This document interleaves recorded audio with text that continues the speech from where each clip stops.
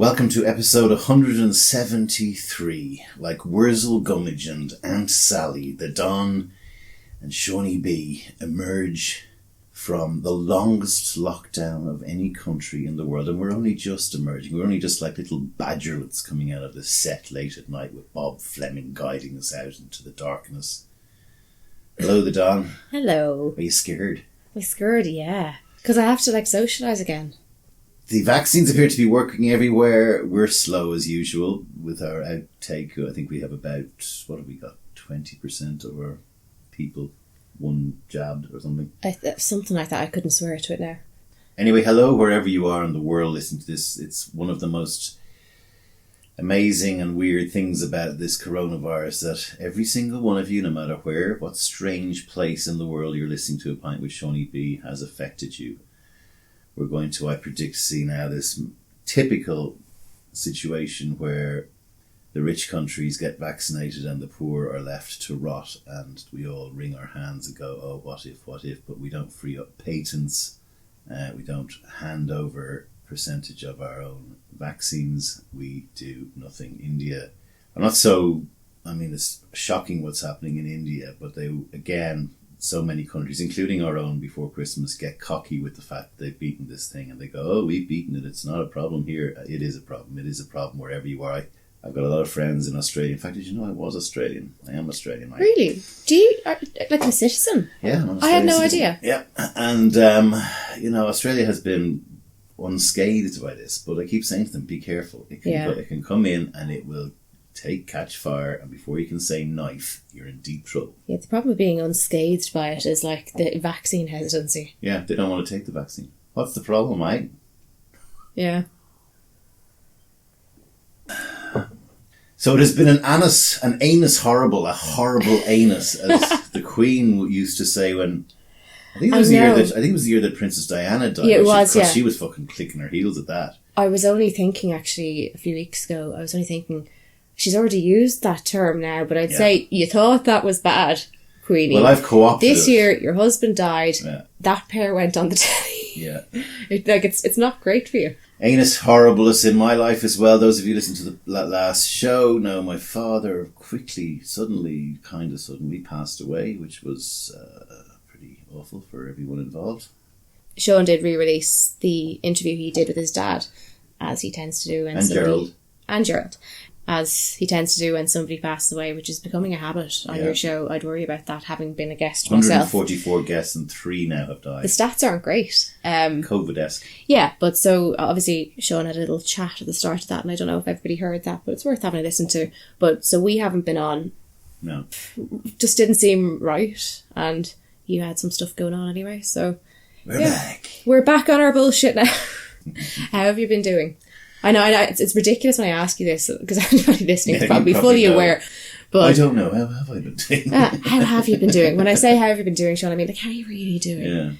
Yeah. I don't know, I feel okay about it. You can't be okay about any member of your family dying, but we all have to, and at some point we all will. And I think my dad died with an 8 in front of his age number, which... it could have been a 9, but if you get to 8, you can't have too many complaints that you didn't have enough days or time to do what you wanted to do here. And he also, as I said before, I think was looking down the barrel of a very, very difficult 6 months of chemotherapy, which was not going to work. His cancer was at stage 4, and he went out quickly. And yeah, that's merciful. And, it doesn't help my mother at home.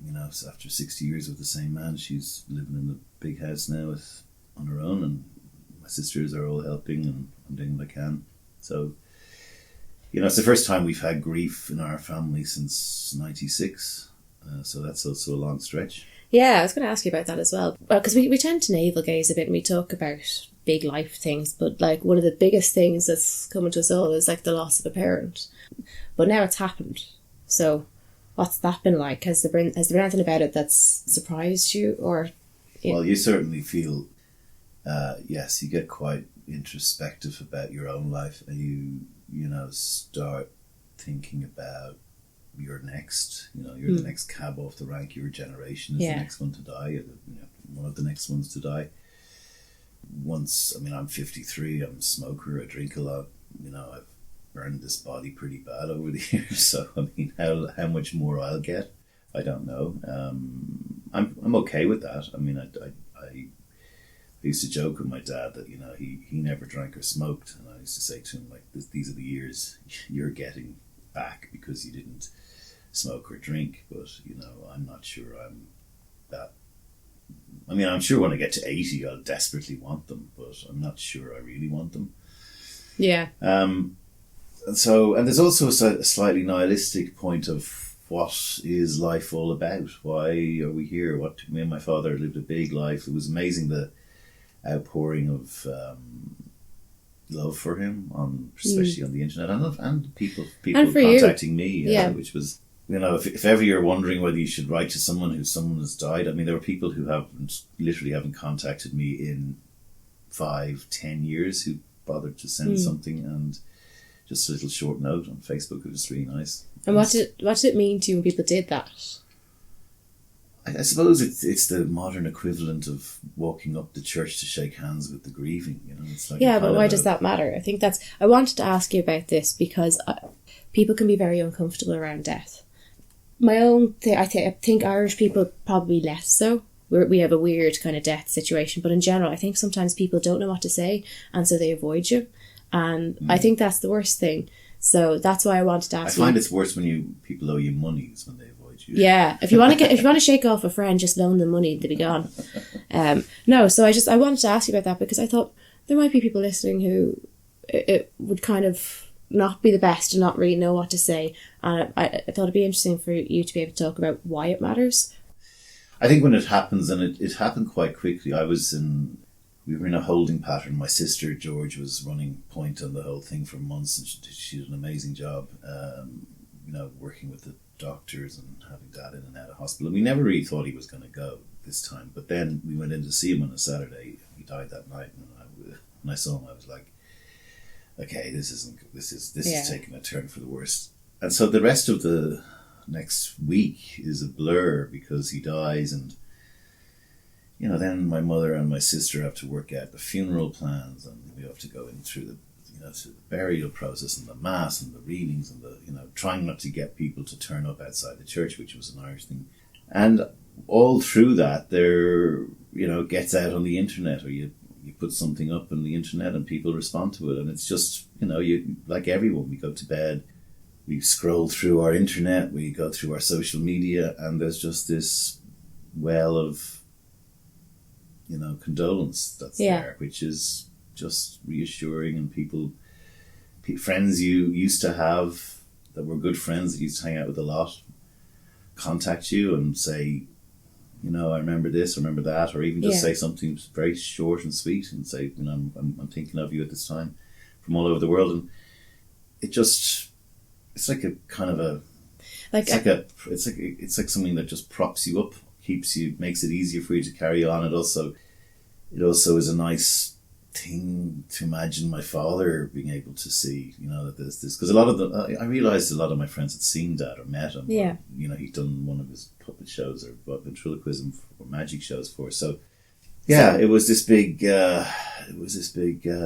Well, from the outside, when I was watching even just on Facebook, like all of the condolences, I think what surprised me is that like every day on Facebook somebody has died, and everyone's kind of throwing the little part of the sad face and saying, "Oh, I'm sorry for your loss." And I've even seen it myself, where you might not know the person that well, and you're kind of going, "Oh, 16 people have said it," and you kind of go, "Oh, they've already said sorry for your loss. How do I say it a different way?"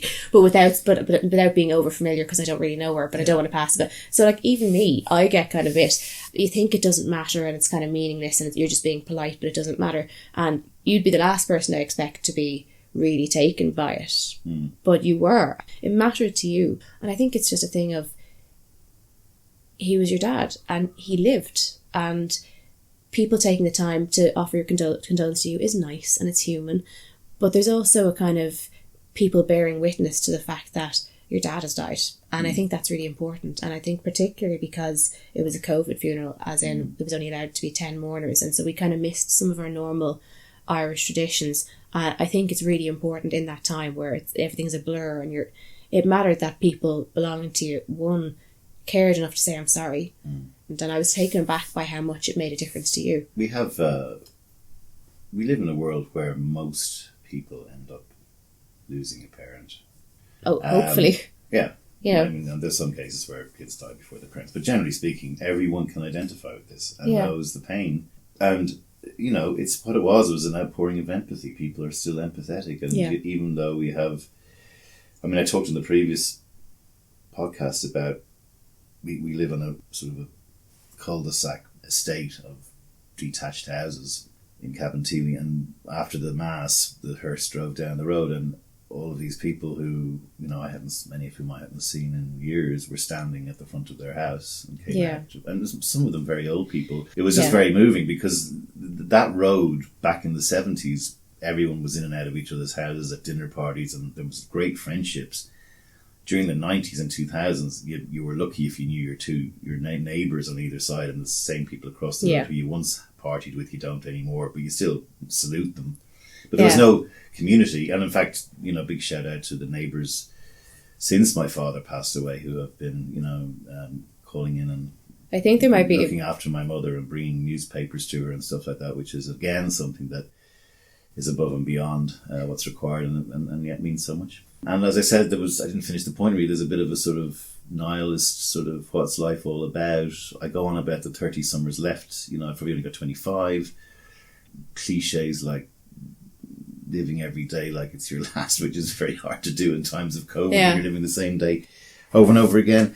And I think there's a certain amount of, you know, we can probably drift into the COVID thing now, because there's so much contemplation that goes on. Yeah. And we've all been living inside our own heads and inside our own houses for so long that it has hopefully changed us. I mean, you've had a view on that as well. Yeah, actually, no, just as you were saying that a minute ago, something occurred to me, because I wanted to ask you about the nihilism thing. Do you find that some days that brings you kind of down, and sure, what's the point? Because I can see why it's a big thing when one of your parents dies. Even if you're okay and you're doing all right with it, it's still part of your world. It's one of your pillars. Even if you're quite independent, your entire worldview has to necessarily shift. Suddenly, nothing is such a big deal. It's kind of a huge thing to happen in life. But then it occurred to me that I've been thinking that about COVID as well. There's only so much you can give a shit after COVID. Like, once the whole world has stopped, once the world has been turned off. Like yesterday, it was Sunday, and I was looking out the window and I was saying to you, I wonder if, I don't think as many people are sitting there getting sick in their stomach going, oh shit, I have to go into the office tomorrow, I have school, like just getting really het up and upset. You know, there's only so much you can care when the entire world has been switched on and off. I wonder if it takes some of that really toxic anxiety might be taken down a little bit afterwards, and I hope that stays. It occurred to me, the correlation that having something as large as having a parent die is not, and I know it's not a surprise, we know it's coming to us, but it is still a change of worldview. And I wonder if that takes the same kind of nihilism can be an optimistic nihilism. It can be a chilling out about stuff. It can be things losing power. But I get that can be a different thing on a different day. And so I wanted to ask you about that. We have, the way I looked at it was, we're all focused on the wrong things. Yeah. Now, we all are focused on making money. Yeah. And I understand that, because if you have money, life is a lot easier. I'm not saying it gets you happiness, but it is a lot easier. Yeah. And it's very stressful not having money, and it's very stressful having no money. In fact, it's borderline end of the world. But we are paying the wrong people the big bucks. We are paying people like me in advertising quadruple or 10 times what we pay a nurse in a hospital, or a guy who collects the bins, or someone who is brave enough to sit behind a store during COVID wearing a mask, interfacing with everybody. And so, you know, it's my old favourite, which we've played in the podcast before, the Bill Hicks Just a Ride. You know, this is just a ride. And people are so worried and so head up about the fact that it has to be real, that it's probably not real, and that we're going through this thing where we need to step back, and we need to start enjoying it, and we need to stop working 16-hour days, because nobody will ever remember you as the person who worked 16 hours. They will and the sheer degradation of loyalty in employment, primarily through lack of the smashing of unions 20, 30 years ago. So there's this horribly mean-spirited employer-employee situation right now, which is disgusting and possibly needs to be righted. And I'm not sure whether it will or not. Yeah, what occurs to me, and like I think in these terms because I've got kids. My eldest is nearly 11, so I'm kind of constantly thinking of moving into the teenage years and stuff. And how can we sit there and be surprised that we have this culture that you're talking about when we do it to our own kids? Mm-hmm. We like the Leaving Cert, it's the final exam, but it's basically your entire life hangs over it. If you don't get the points in your Leaving Cert, you won't get the college course you want. And realistically, there is absolutely nothing in college that you couldn't, if you don't get the points for it, that you couldn't find a backdoor way for doing a year, 18 months in some little college and find a backdoor in. And you're 18. There's plenty of time. The stress that we put kids under at a stage where we know that a kid going to secondary school is 12, 13, their bodies are changing, everything's hard, it's so difficult, but we're standing over them going, you have to do grinds, you have to do this, you have to study. Do you not know if you don't stay in honours, then you won't be able to get back up from pass? And all of this at a time when children are so fragile, they're so emotionally fragile, but we do it because we're afraid it's not going to work out. So then we're surprised that adults behave differently. We're literally training adults, and have been for donkey's years. We're training adults to go, you do need to worry.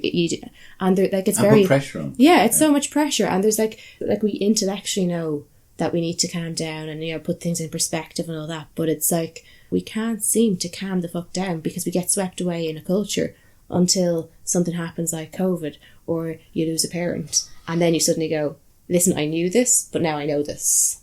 There's a great book by Michael Sandel called The Tyranny of Merit, which is just out last year. It's exposing the meritocracy for all the flaws that come with it. And the flaws are not like when I was growing up, there was a thing called tech school where people went to learn to be builders and plumbers and carpenters, right? Those people should come out into jobs that pay just as more, if not more, because they're building something tangible for the community than an ad man who's making some fucking bullshit that is if anything, just greed-based and greed fomenting. But I mean, leaving advertising out, that you have this meritocracy is all sideways based. It's all growing inequality.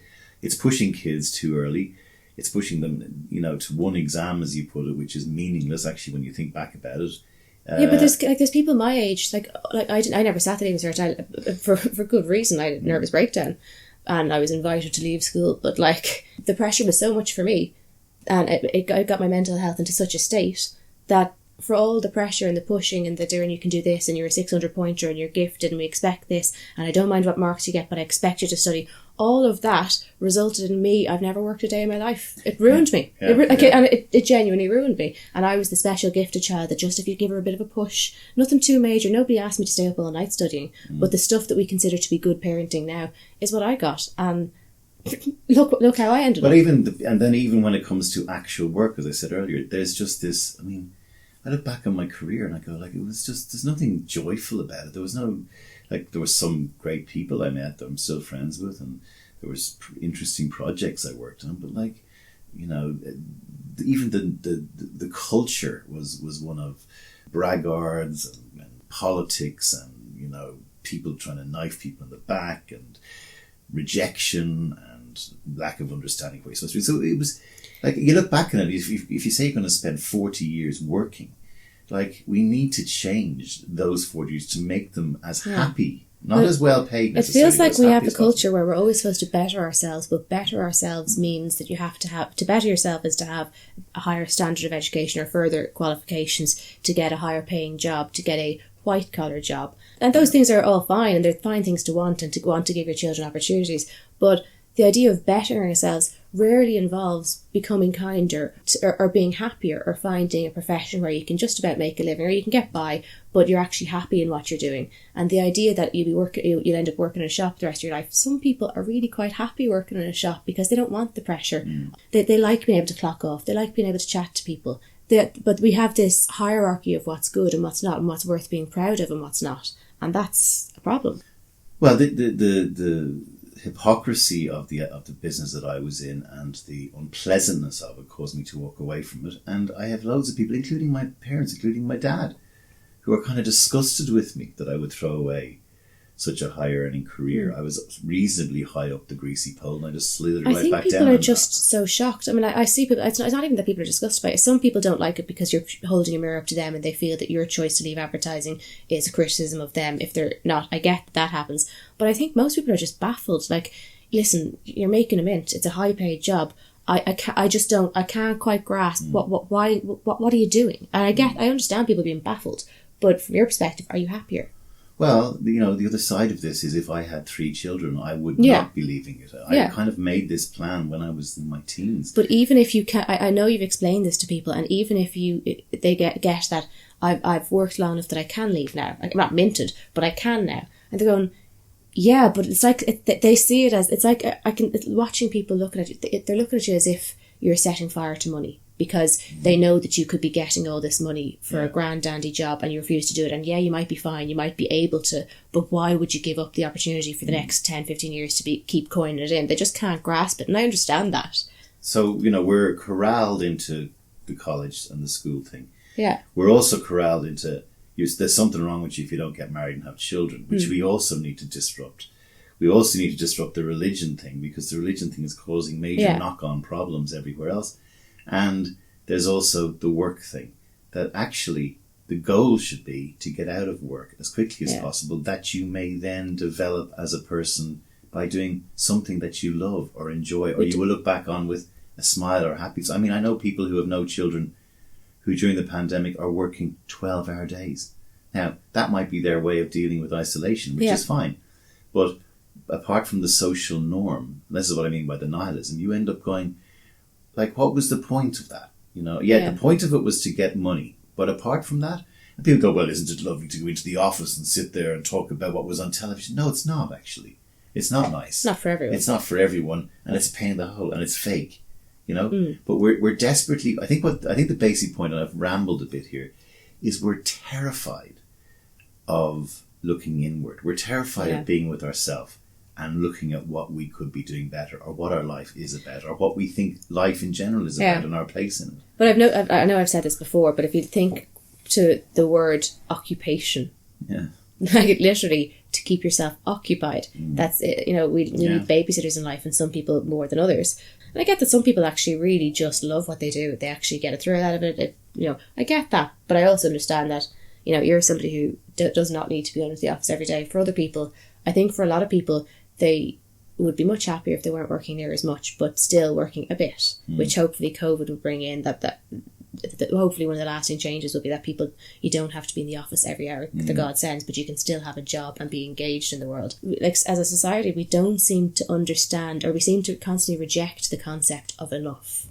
It's always better, more. Yeah, like, what's wrong? Like, but like in terms of achievement, what's wrong with somebody getting to age 35 and they've climbed up to a point where they're going, I make enough money now. I was able to buy a house and pay the mortgage. It's a 3-bed.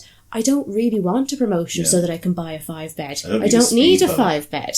Like, we've 2 kids and there's a bedroom for each of them, and I don't need a bigger house and I don't need a bigger office. And but like, people look at that as, what's wrong with you?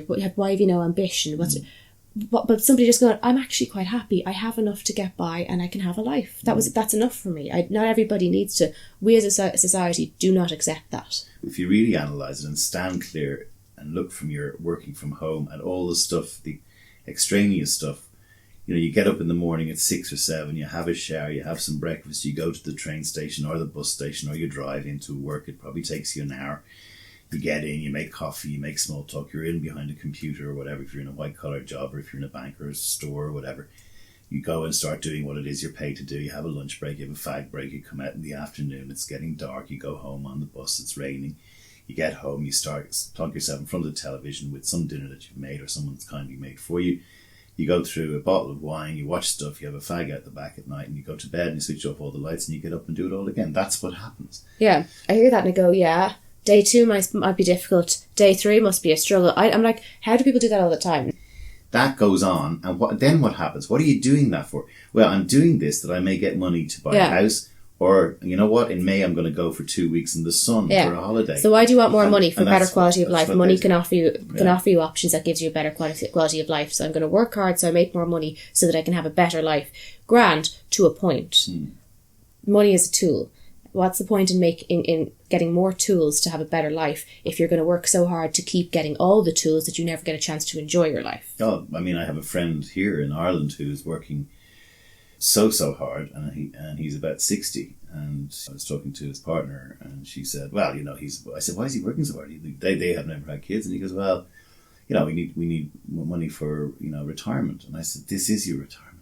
These are the years when you're supposed to be retired. And so but I get that there are people who are terrified of not working. I know a few of them as well in the ad business. It just, the very idea of them not having a regular income is just will freak them out. A lot of them are Scottish, actually, weirdly. But understandable, actually. But but I also get the thing. So it's not like I'm not trying to preach some new gospel. No. But what I am trying to say is that we all just take for granted what people tell us to do, and we are told. Yeah. Whether we like it or not, we get a message. Yeah, we're brought up to be. Eddie Izzard's thing, I want to be an astronaut. Well, you can't be an astronaut. You live in Bradford, okay? So think about, okay, I want to work in a shoe shop. You can't work in a shoe shop. You live in Bradford. Okay, I want to work in a sewer. Ah, now you're talking. Right, so there's a kind of a caste situation laid on kids from wherever they're brought up. And it's quite hard for a kid to sort of get out of that and get somewhere, because there is no meritocracy when it comes to education, or as much as that we would like to think there is. Well, statistically speaking. So we don't, all I'm saying is we just look at it and I think it is, a simulacrum. I think it's like the Truman Show. It's like you can break through the sky and something else can come of it. And I think we should all be looking that way much more intently and study it much more than we do. Well, certainly now, because I think a lot of people know this. They know this, the way we can know something intellectually, but it still doesn't kind of resonate, or it doesn't change the way we behave. Like me knowing that you shouldn't get all anxious on a Sunday night doesn't mean I won't get all anxious and not me personally, but everyone knows that it's not worth it. It's grand knowing that. It's a different thing actually making that happen. But I think we have an opportunity now, when the world has been switched off, when things have changed, when priorities have changed, when actually you can work from home, and we can't get everything done. Sure, it's not the end of the world. And I think it's really important for people to take that time now and don't hand back. I know a lot of people are dying to go back to the office, and I totally get that.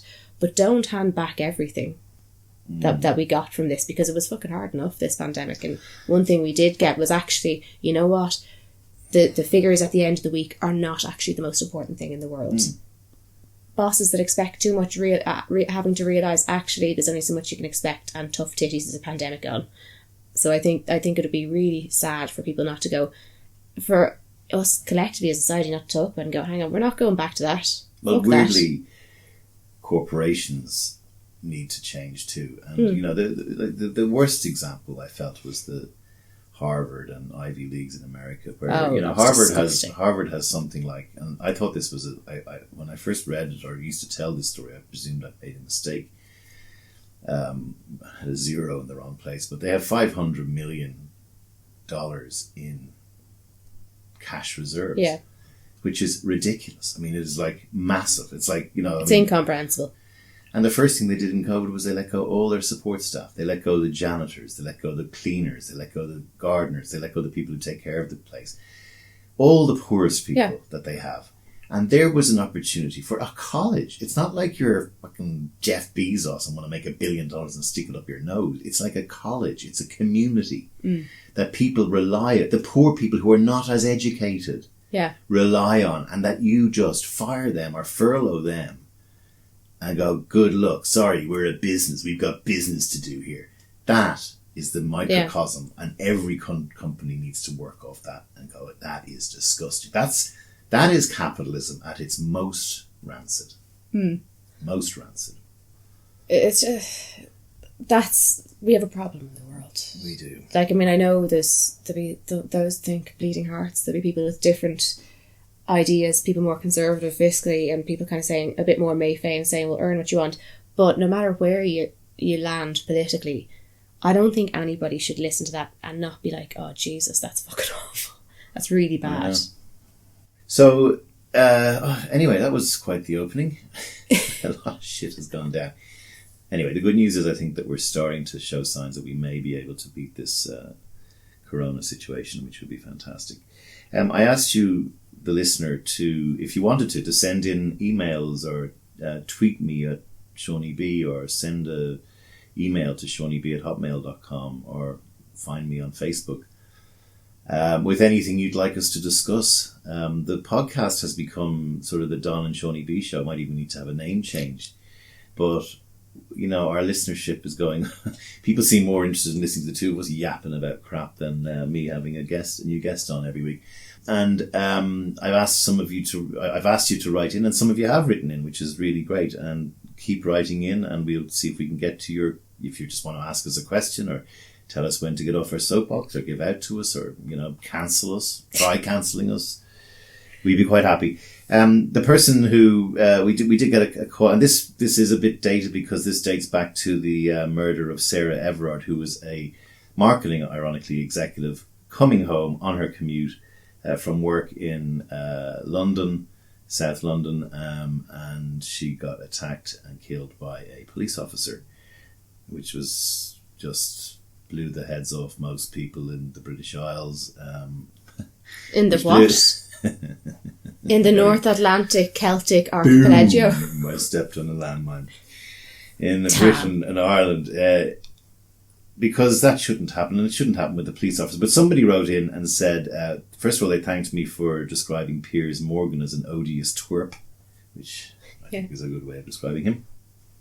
But he said, what about the awful murder of Sarah Everard in the UK, sparking all-female demonstrations against male violence?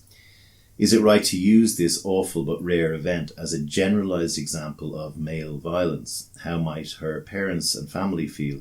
Is half the population of the planet really a risk to women? Should men be demonised because of one demon? Or is it such an important issue that lockdown rules should be broken by demonstrating in public? There were huge demonstrations about this. I think rightly so. And he said, you know, this person who wrote in doesn't want to be named because they said this is too controversial a subject, and I'm just distressed that 30 years after all men are rapists, generalised anti-male misogyny seems to be perfectly acceptable again, counterproductive to gender equality, which we may get to on another show. And I can't say that publicly, which is heresy. So this is something that we're going to maybe focus on the next two shows, which is this idea that debate is being kind of flushed down the toilet. You have to pick a side.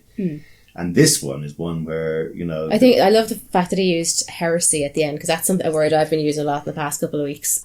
Heresy is the thing that saying, asking any questions, opening any debates is heresy. That's another day's conversation as to why I think that is. But for the question, I don't think it's cowardly that he didn't particularly want to be named. I don't blame him, because we've been talking about a lot of other topics where you just don't fucking need the backlash. Let's talk about male misogyny, which again is one of those words that drives women nuts. So I hear that, but I also hear in... We're going to call him John, because otherwise I'm going to accidentally use his name. I also hear in John's comments a question about male misogyny, but also a question about gender. And when I say gender, I mean how we interact with one another, like man and woman, how we relate to each other. So there's a few questions in there, and I think the Sarah Everard thing is kind of dated now, but it's still... I think the point being, there was uproar about it, and it was, as happens, it can be cyclical. These things get huge, they're in the media. So it brings up conversations that everyone just fucking forgets about for 2 years and no one gives a shite, and then suddenly everybody's up in arms again. You know, and that can happen. But during that time, there's a lot of strong opinions floating about. So it wasn't an all-female demonstration, although it was a mainly... I would have demonstrated. It was a mainly femme demonstration. I know John well enough to know he would have probably too. Yeah. So I think, look, obviously what happened was awful, and we acknowledge that there are massive statistics for the amount of women that are murdered by partners every day around the world, and it's a lot more than you think when you look into it. And so we were talking yesterday, how do we know if it's worse now than it was in the 70s? Like how women report more, and you know, how do you quantify? Well, you quantify how many women are left dead. So there's a massive problem there. But, and I really don't like the not all men, as in as soon as we talk about something that's a problem, that you get these dickheads that kind of go, well, not all men, well, grand, we were talking about you then, sit the fuck down. But we're not going to shut up because this is important. So I hate the idea that anytime we talk about this, that you have men that are getting defensive and going, well, I don't like that because it gets, and it's not, I don't, grand, good, great, congratulations, you want a medal. We're not talking about you then, but we do still need to talk about this. But I don't actually hear that from John's comment. So, like, just to clarify, I've no time for not all men. I do think, though, some of the tone of the conversation that we've been having is quite toxic. And again, you'll have people going, "Oh, you're going to tone police." It is toxic. So I said, I have 2 children. I have a girl and a boy. And I really care about violence against women. I care about rape culture. I care about these things because I have a daughter that's going to come into womanhood. I deeply care. But I also have a son. And I want to raise him to be a kind man. I want him to be a good man who understands consent. I want him to be a gentleman who has respect for women. But I also want to raise him to expect to be respected. I don't want to raise him with a horrible opinion of himself and with this deep sense of shame about his masculinity. So, yeah, we do need to talk to boys, particularly because of the pornification of society. I think that has a huge impact. We do need to have these discussions, and we do need to teach our sons better. But teaching our sons to be good men is not the same as implanting this sense of shame that to be a man means that you're a monster. And I think we are doing that to an extent, and I think that's counterproductive. There was a story I read last week about a school in Australia, and they'd been having a talk about violence against women and all that kind of thing. And they asked all the boys to stand up and turn to the girls and to apologise for their gender. Like, I think it was well intended. It was one of these touchy-feely. It was well intended, but I mean, the boys came out and they talked to their parents. They were saying, sure, half the girls were bawling crying, and the boys came out feeling really uncomfortable and talked to their parents. Their parents were mad, and the boys were made to we feel like we're rapists or like we've done something. And I think that's really damaging to the boys. Yeah. Those talks are so important, and boys need to actually understand and hear what it's like to be a girl. And that exercise was literally. That's horrendous. Aside from the fact that it's unhelpful, because if you keep treating men like you're all rapists and you're all bad and you're all misogynist, eventually the good men just stop fucking trying. Yeah. So, I mean, I'm not saying that we need to scrape and bow in order for men to be good. Yes, I expect better from a lot of men, but I also would expect better from a lot of women. And, like, I don't want men to continue. There's this oppression Olympics thing in all of wokest day, the society of the woke, that's a problem. And it's like, women need to be able to talk to men and say, we need you to know that this is a problem. We need you to know it's to this extent. And I think men need to some men need to shut the fuck up and listen and stop going, it's not like that. Well, maybe you don't know because you're not a woman. You need to actually listen to women. This is what's happening. And when you listen to a room full of women, you realise, actually, a grown man made a very inappropriate comment to all of us at 10 and 11. And that's not unusual. And men don't realise that. So I think it's useful to have those conversations. But I don't think it's a case of all men don't owe us an apology. And acting like they do is, like, we need to tell you what's going on for us and have you hear us and listen to us and ask you for your help. And here's what we need from you. We need you to have conversations. We need you to look out for us. We need you to not take personally that all men are not bad. But I think good men need to understand why women are scared.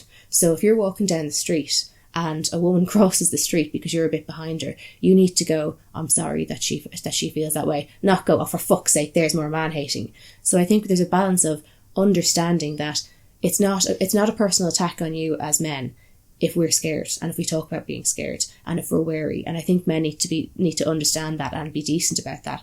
But it's also not okay to treat men like they're all.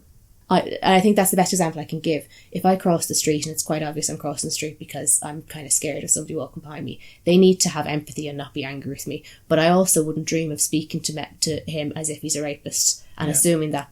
And I think that's for me the crux of it. We need to look at what are we doing in the relations between men and women. That we talk about toxic masculinity, and it does exist. There are some awful things, but there's also some really good masculinity. And I think masculinity in itself is not a bad thing. And I think it's great that boys and men are being told that they can cry and they can talk about their feelings, and they've been told it for 20 years, but it's now become a thing where they can. I think that's really good, because if you look at the suicide statistics, I think it's so good. And I also think that the more boys and men are taught to feel their feelings, the less abusive men you'll have at a certain age. When the only thing you're allowed to be is tough and angry, that's a problem for society. So I think there's some great things there. But sometimes I can imagine, if I was a man, I'd probably feel as if toxic masculinity is bad and you're allowed to be a man, but only if you're a certain type of man. And being a good man means basically stripping you of all testosterone. It kind of feels like that, where I think I don't think being able to talk about your feelings is an inherently female thing. I have no time for gender. I think it's bollocks. But I think we can all recognise that we've been socialised in that way. And in order to have healthier boys and men, and like my son growing up, and I want his friends to not take the piss when one of them talks to each other and says, "Yeah, all right." Like I want to see that coming. I want him to be healthy and well.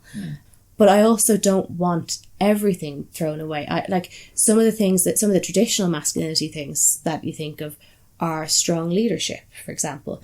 And if you look at the amount of men, certainly in my community, that coach kids' teams, that coach kids boxing, and sometimes you look at that and you go, "Oh, it's a boxing club and it's men," and he's barking at them. But you go, these are at risk young people who don't all have male role models at home, and sometimes they don't want to sit around and hold hands and sing Kumbaya. So and sometimes it takes a particularly manly, masculine man. So mentorship is a huge thing, and I think constantly looking at what's wrong with men instead of looking at what we need from men and what's to be encouraged. And things like men's sheds were a great thing. That was about like not expecting them to come and join the ladies group and sit knitting your orgasms, talking about your feelings, but it was so important. I think there is a toxicity to the way we speak about men and masculinity. That's not to excuse everything, and that's not to say that, oh God, the poor men, and we shouldn't. I think we really need to look at gender issues and toxic masculinity, but we also need to look at the toxic attitudes toward masculinity and being a man. So that was the female response to I did do gender studies as well, so it's also my take on it is, and I pretty much agree with all that you said there. The first thing is, when this girl's walking home, she gets attacked by a male police officer. We have a real problem in our society if that's happening, and so that's why we go out and protest. And there are echoes here of the Black Lives Matter situation. I was thinking that, yeah. Because a knee-jerk response to that, well, all lives matter, or blue lives matter.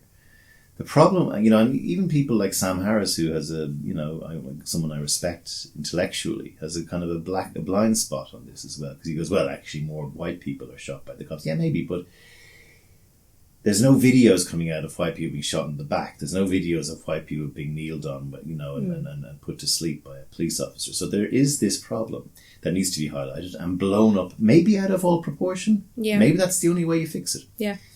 And so to say that, not all men is a bit like saying, all lives matter and blue lives matter. We have a problem here with some men. And we've always had a problem with some men. Yeah. All the way through history. For example, men today are more in touch with their feelings than they were when I was growing up in the 70s. They're more able to talk about it. They understand and are educated better on things like sex and on things like chivalry and how to treat women. They're very conscious of the fact in colleges that they can't grab people by the pussy. They can't do these. So there's a whole bunch of guardrails around men right now that they're very clear that if they step over that line, they know. Like in the past, they can't go, "Oh, I didn't know," or "I mentally," whatever. We know where we stand on this thing.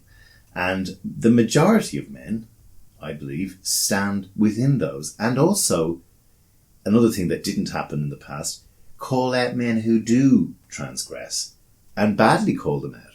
So I think that there is this modern society where men are more able to cry. They're more feminine. We can talk about that the next show. And they're less violent than they were back then. There's less football violence. There's less violence. There's less violence on the street. Normally, you go into Dublin on a Saturday and the place is just a fucking war zone. I mean, yes, there's still fights, but they're not as violent. And so I think that there's a lot of things that have happened to maleness over the last 20 years. That doesn't mean that there's still not a problem with women, and that doesn't mean that the women still, as they say, go to when there's a man walking down, they reach for their keys in case they're about to be attacked and they're scared. And the world seems to have not got rid of the idea of the mugger or the rapist or the person who attacks people in the dark, who's, it's a very disgusting act, and men get attacked as well. Yeah. So we have a problem with some men, and we have, I think, another issue with men where they're becoming a lot better. Yeah. Most women my age and younger will be, well, maybe not that much younger, will be aware of the nice guy phenomenon. And that has turned, the nice guy is like, I'm not like other guys, I'm a nice guy. And usually like Brett Kavanaugh. So your red flag is that any man who tells you he's a nice guy, if I ask you if you're a nice guy, you'd go, I would hope you go, yeah, I think so. But anybody who persists to tell me, oh, on a few occasions on a first date that they're a nice guy, I go, okay, stay away from them, don't ever speak to them again. Because we've just watched it. We tell each other everything. We've watched it. They're always the fucking creeps in the end. Yeah. Now, why are you trying so hard to tell me? You know, show me you're a nice guy. But like people that I'm are a national treasure. Yeah, there's an entitlement there, but there's also a thing of there are an awful lot of men who get into feminism, and they're fucking dangerous. They're fucking dangerous. They're calling out toxic masculinity and those men, but they're like learning all about feminist pedagogy, and they're sitting there and they're at every rally. But they're like, there's certain ones within the Irish feminist community that are fucking known for it. Filthy rapist bastards. Like the shit that they pull off, and they do it by co-opting feminism and wokeness and men are so toxic, except me obviously because I'm a male feminist. And some of them are fucking dangerous. Yeah, I mean, but I think that would... Whereas some of the men that say the wrong thing and maybe aren't as... maybe the odd thing they say might be slightly sexist, but there's no harm in it, are much better men with much more respect for women that wouldn't dream of that you could have a conversation. Like sometimes you'll say something and I go, I don't know about that. I think that's a bit sexist. It doesn't... But like there's this polarity that... yes, there are some men that there's a problem with, as in they're rapists and they're going to beat the shit out of women, right? There are some men that are like that. There's also a large group of men that aren't perfect, but are overall good men. And I'm not saying we'll fucking suck it up, but I'm saying I can say to you, actually, I think that's a bit sexist. And you go, well, I don't think that is. And I say, well, here's why. Doesn't mean... Well, if you've said something that's slightly sexist, therefore you're sexist, you're part of the patriarchy, therefore you're bad, therefore you're exactly the same as Donald Trump, and in fact you're exactly the same as Jack the Ripper, and you know, words are violence. Yeah. You are a rapist murderer. I think that litany that you just went through exists a lot, and that's where people like John get pissed off. I think that we have a situation where, you know, if you go along that course, men will start dropping off. They'll go, piss off, shut up. You know, also, you know, I love making misogynistic jokes about women, okay? And get over it, you know. I love using the C word, and women pull me up, it's offensive to my body. It's a word, you know, but my heart is in the right place, and if I ever saw a woman in trouble, and I would hate to think that me walking behind a woman would cause her to cross over or feel scared. And sometimes you are like that. Sometimes you're walking behind a woman and you go, okay, I'll have to walk around her so in a big arc so she doesn't feel like I'm going to be... Yeah, like I've been with you and said, here, listen, cross over the road. Why? Because she's nervous. Yeah. And you go, okay. And you didn't take it personally. You were like, oh, shit. And there are... one of the ways I was going to describe it was football fans.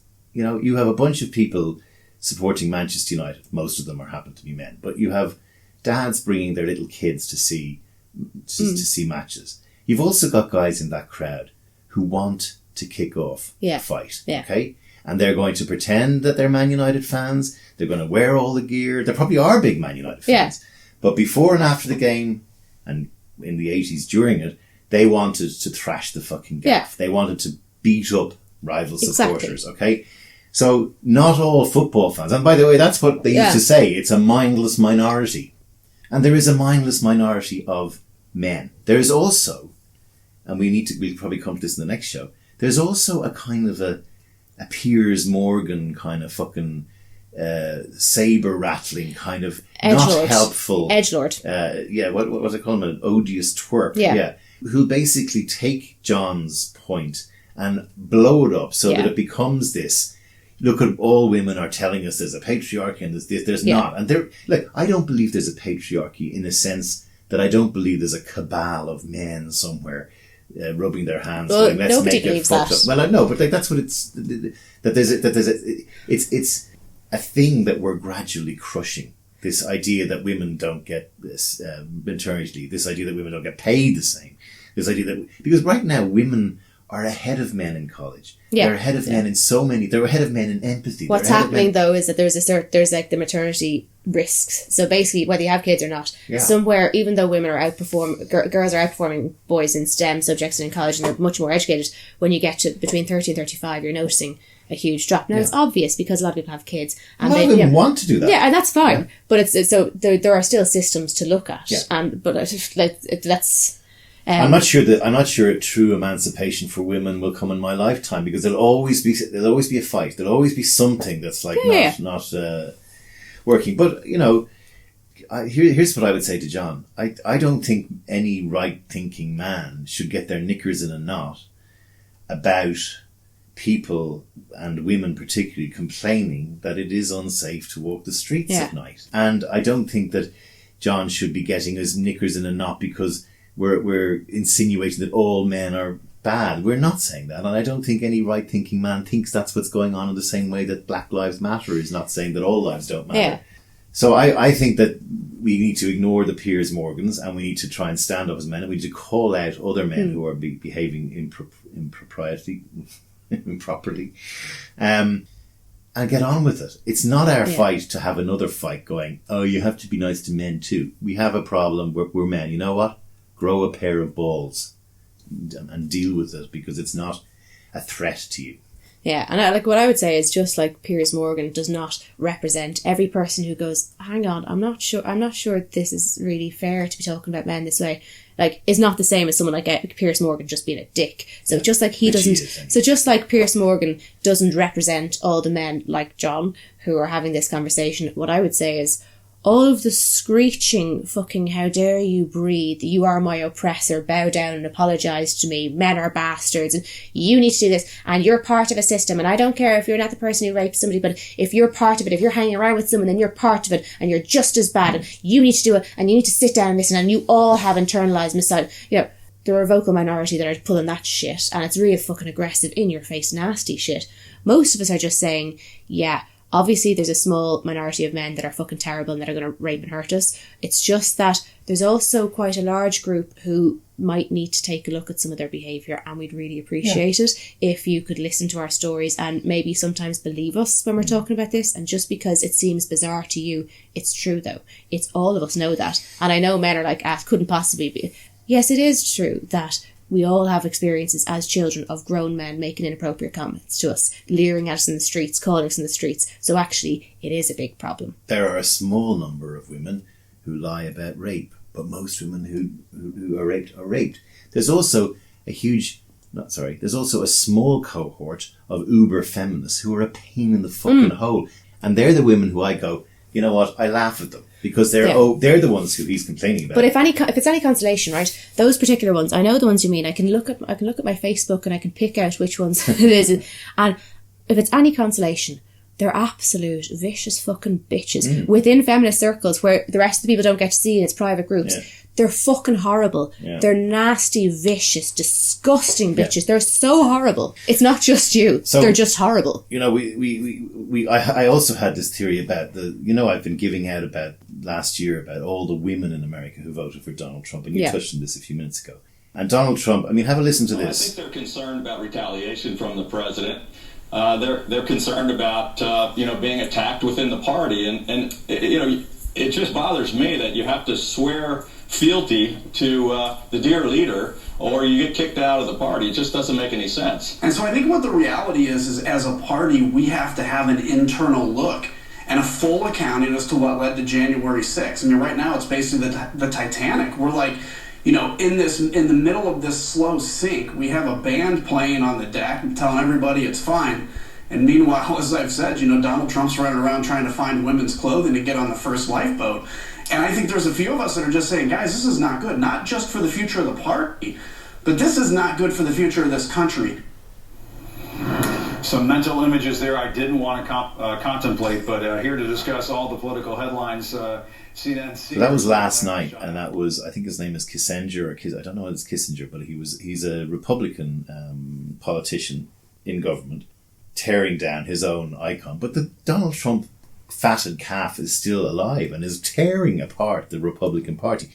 But when I was giving out about all the American women voting for a guy who's cheated on his wife, these are all, many of them Christian women, who's grabbed them by the pussy, who's rude to people, who's awful, clearly a misogynist. There is a woman who thinks we're getting too soft. We need a strong order. I mean, this is Bolsonaro. These guys are actually voted into power by men and women. And they say we need a tough guy. I don't know where Boris Johnson fits into this, because you wouldn't be kind of scared of him. But that we need an authoritarian to run us and guide us and teach us, a real man. Now that is something I think John and me need to kind of get on. because that's very dangerous. Because without being too hysterical, that ends up at Hitler. Yeah. Well, I mean, like, if you look at it, the fact is, even though lots of people would vote for a woman, when you look at it, for years they've had out, like, every American president has been over a certain height, has looked a particular way, and has had a voice that's particular. You know, so there are certain characteristics, so woke as we might be, and even before the woke thing, but as progressive as we might think we are, it does, and it's not just in America, it's all around the world. Like, there is this tendency that and it's even like you see it with management. We tend to defer to men. Part of the reason men get managerial positions or they get senior positions is not just overt sexism. It's because they did better in the interview. They seemed more capable. Yeah, but that's because we're used to seeing men of a certain age and of a certain ethnic background looks like a leader to us. And women do it as well. So a lot of it's subconscious. And so not everything is this big bad cabal in the background. But like, there are certain things that we automatically think of. And then some of it's going to be biological. That there are certain things that create a reaction in our brain and we don't realise it, but we don't mean, he's a man, so that's why we think he'd be better. But we do react to a deep voice, tall in height, masculine, of a certain age. It not just because we're used to seeing those people in power, but I think, we've had that argument, but there's also literally just biologically. I have a little game I play that basically, if I speak in a more middle-class accent, people listen to me and receive me as more intelligent. And if I speak in a more working-class accent, which I do for the crack anyway sometimes, people automatically listen to me less and speak over me or defer elsewhere. And I don't think people intentionally do that. We all have these behind-the-scenes prejudices going on. So it's not a surprise that particularly masculine men feel like leaders. Yeah. I mean, the other thing with the butterfly effect is we've just lived through the transition from Trump to Biden and just witnessed what Biden has just rolled up his sleeves and got shit happening again in America. I mean, I was just thinking how easily it could have gone the other way. And how the effect that might have had on the world. You know, for example, a very big one is America's back on climate at the moment with an idea, I think a very solid idea, that you get capitalism focusing on making money out of doing green, making green from green. Should be an advertising. And that's if he hadn't gone in and we had Trump, the world is starting to then say, fuck it. You know, it's almost like a suicide pact, which we're not far off. We have some leaders that are in that area. Look, it's not the end of the world. Oh, it might actually be. Exactly. And yesterday we just had a Chinese rocket land somewhere in the Indian Ocean. Luckily it didn't hit anybody, but they didn't know where the fuck it was landing. Anyway. What the fuck was that about? Was that, like, I still can't quite grasp. Was that something went wrong, oopsie, but look, don't worry, it'll be all right? They don't know. Or was it actually always intended that, that's going to happen, if it lands on someone, fuck it? They don't know. Because I was just saying, it's the difference, like, it's like if a Dublin bus crashed, if something went wrong and the bus crashed and everyone's going to be okay, by the looks of things, great, thank God. It's quite different to, he fucking crashed into a wall on purpose. Quite different. Yeah, they don't know because the Chinese have their own space agencies and they don't share everything as they should. And so the NASA boys are going, like, is this going to be a regular occurrence? Every time you send something up, it's going to go, it's coming down tomorrow, we don't know where. It's interesting, the odds of being hit are so tiny. Even though there's 7 billion of us, you know, so much of the planet is water, for example. Yeah. And so, you know, I was thinking about it if there was a guy in a rowing boat. A guy in a rowing boat out in the middle of a fucking lake in the middle of nowhere in Russia, and he's just with his dog.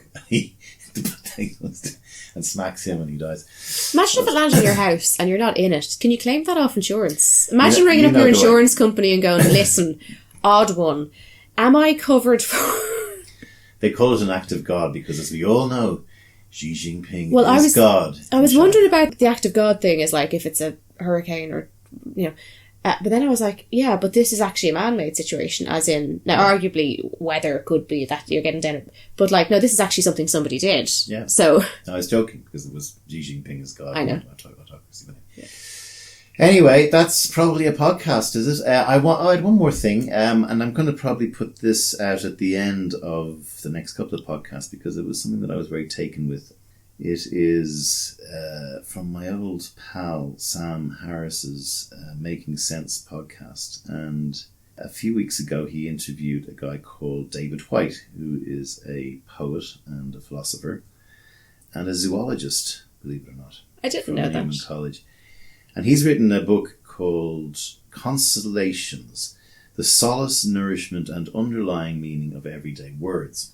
And we have, through Sam Harris, for David Whyte reading a little essay he's written about each of these words. And the first word I just thought it would be nice to do today, given that we spoke about Facebook and all my friends on Facebook and the importance of how friendship, even if it's not something that's maybe given every day, or even if it's something that was once and is now no longer, but still that there are tenuous ties to it. Just how important it is to have friends, and how important it is to cultivate and protect your friendships and look after them. And so I just thought, unless you had anything else you wanted to say? No, but just prepare yourselves, because his voice is fantastic. Yeah, he's also got a really beautiful voice. Only his voice could carry this. And he just delivers this beautiful, and if you get bored of it and it's going on for too long, this is the end of the show. But if you're not, I'd really suggest you listen to this. And we will see you next month on A Pint with Seaniebee. God bless, all the best, mind yourselves. This is David Whyte on friendship. Friendship. Friendship is a mirror to presence and a testament to forgiveness. Friendship not only helps us to see ourselves through another's eyes, but can be sustained over the years only with someone who has repeatedly forgiven us for our trespasses, as we must find it in ourselves to forgive them in turn. A friend knows our difficulties and shadows and remains in sight. A companion to our vulnerabilities more than our triumphs, when we are under the strange illusion that we do not need them. A friend knows our difficulties and shadows and remains in sight, a companion to our vulnerabilities more than our triumphs, when we are under the strange illusion that we do not need them. An undercurrent of real friendship is a blessing exactly because its elemental form is rediscovered again and again through understanding and mercy. All friendships of any length are based on a continued mutual forgiveness. Without tolerance and mercy, all friendships die. Without tolerance and mercy, all friendships die. In the course of the years, a close friendship will always reveal the shadow in the other as much as ourselves. To remain friends, we must know the other and their difficulties, and even their sins, and encourage the best in them, not through critique, but through addressing the better part of them, the leading creative edge of their incarnation, thus subtly discouraging what makes them smaller, less generous, less of themselves. Friendship is the great hidden transmuter of all relationships. It can transform a troubled marriage, make honourable a professional rivalry, make sense of heartbreak and unrequited love, and become the newly discovered ground for a mature parent-child relationship. The dynamic of friendship is almost always underestimated as a constant force in human life. A diminishing circle of friends is the first terrible diagnostic of a life in deep trouble, of overwork, of too much emphasis on a professional identity, of forgetting who will be there when our armoured personalities run into the inevitable natural disasters and vulnerabilities found in even the most ordinary existence. Friendship transcends disappearance. An enduring friendship goes on after death. The exchange, only transmuted by absence, the relationship advancing and maturing in a silent, internal conversational way, even after one half of the bond has passed on. But no matter the medicinal virtues of being a true friend, or sustaining a long, close relationship with another, the ultimate touchstone of friendship is not improvement, neither of the self nor of the other. The ultimate touchstone of friendship is witness. Privilege of having been seen by someone, and the equal privilege of being granted the sight of the essence of another, to have walked with them and to have believed in them, and sometimes just to have accompanied them for however brief a span on a journey impossible to accomplish alone. No matter the medicinal virtues of being a true friend, or sustaining a long, close relationship with another, the ultimate touchstone of friendship is not improvement, neither of the self nor of the other. The ultimate touchstone of friendship is witness. The privilege of having been seen by someone, and the equal privilege of being granted the sight of the essence of another, to have walked with them and to have believed in them, and sometimes just to have accompanied them for however brief a span on a journey impossible to accomplish alone.